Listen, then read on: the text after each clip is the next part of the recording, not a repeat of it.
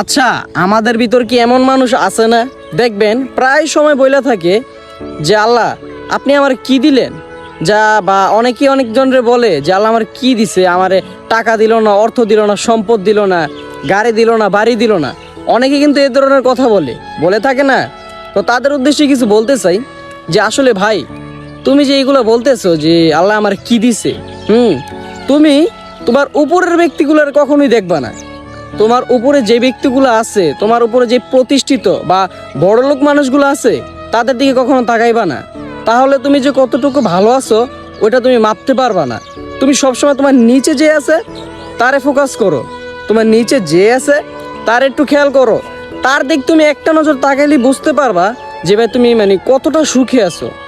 আচ্ছা, তোমার দুইটা হাত আছে, দুইটা পা আছে, তুমি একটা সুস্থ সবল মানুষ।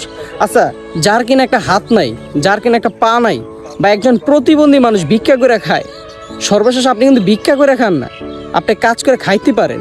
এমন মানুষ আছে দুই মুঠো খাইতে পারে না।